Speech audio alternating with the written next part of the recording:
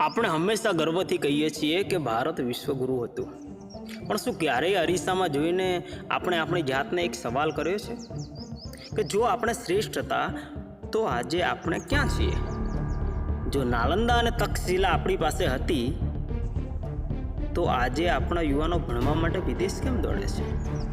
શું આપણે ખરેખર જ્ઞાનના ઉપાસક છીએ કે પછી માત્ર ડિગ્રીઓ પાછળ દોડતા મજૂર?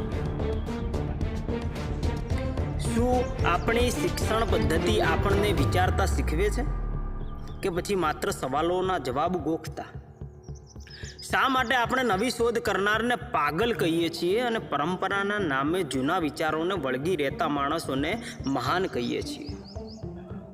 શા માટે એક વૈજ્ઞાનિક કરતાં એક સોશિયલ મીડિયા ઇન્ફ્લુએન્સર આપણને વધુ પ્રભાવિત કરે છે? આપણો સમાજ જે જ્ઞાતિ, ધર્મ અને રાજનીતિમાં વહેંચાયેલો છે, શું એ ક્યારેય દુનિયાને રસ્તો બતાવી શકશે? આપણે પશ્ચિમની નકલ કરવામાં એટલા મશગુલ કેમ છીએ? આપણું પોતાનું અસ્તિત્વ ભૂલી ગયા? શું વિશ્વગુરુ બનવા માટે માત્ર ઇતિહાસના પાનાઓ પૂરતા છે કે પછી વર્તમાનમાં કંઈક કરી બતાવવાની તાકાત જોઈએ?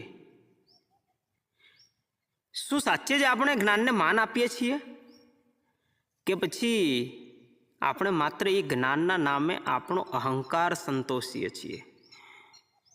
ભારતને વિશ્વગુરુ બનાવવું છે, પણ શું આપણે એ લાયક બનવા તૈયાર છીએ?